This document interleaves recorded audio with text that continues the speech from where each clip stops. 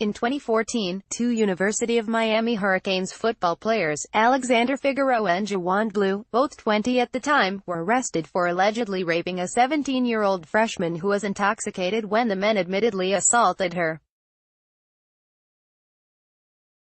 The school immediately kicked Figueroa and Blue off the team and expelled them, and then President Donna Shalala said she had spoken to the alleged victim and reassured her of our full support. Instead, the alleged victim now claims in a lawsuit that the university failed her.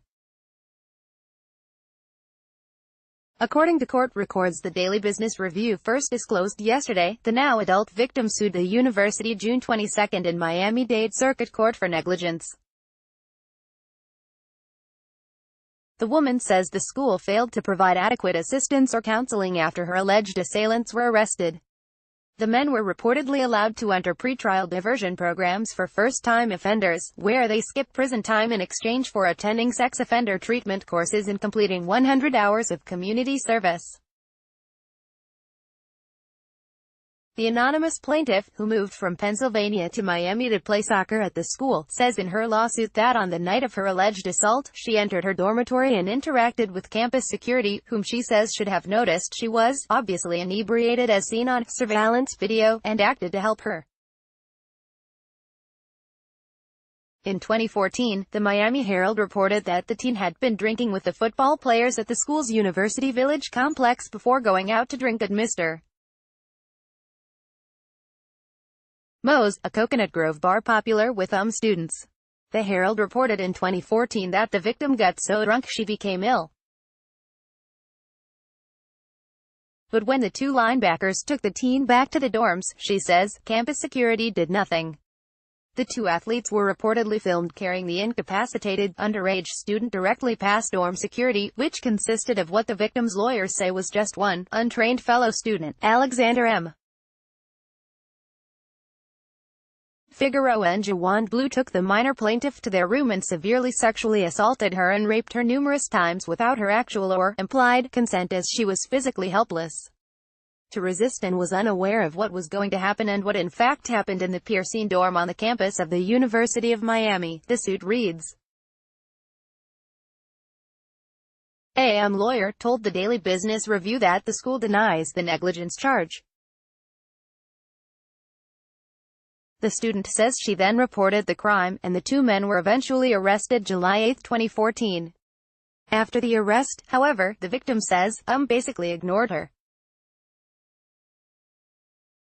She claims in the suit that the school provided no real significant counseling or treatment, and effectively hung her out to dry while she was bullied by her alleged assailants and abused by other students and others on social media trying to protect the two rapist student-athletes. This is far from the first allegedly mishandled student rape or sexual harassment case at around that time. As New Times detailed in 2015, philosophy professor Colin McGinn resigned after his former teaching assistant outed him in 2012 for repeatedly sexually harassing her. New Times later obtained many of McGinn's creepy emails.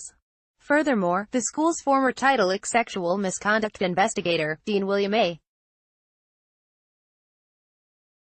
Tony Lake, was involved in multiple cases that led to lawsuits. According to legal filings, one student said that, after she was raped and then stalked by her assailant in 2013, Lake told her to simply avoid her rapist around campus.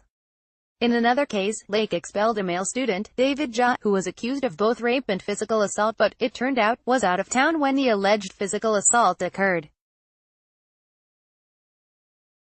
New Times later obtained documents showing that Lake himself was quietly fired May 31, 2016, after he allegedly hit on at least one student whom he'd been tasked with helping. School administrators also said Lake had engaged in other unprofessional discussions regarding other female students. Lake had been in charge of investigating rape and misconduct complaints at the school from 2008 to 2016, despite the alleged sexual assault by the two football players. The student in the latest lawsuit says she fought to continue her schooling and made sure she graduated on time, adding in the suit that she was resolute in not allowing even a horrendous crime to keep her from her goals of playing soccer and graduating at the University of Miami, which she, in fact, has accomplished.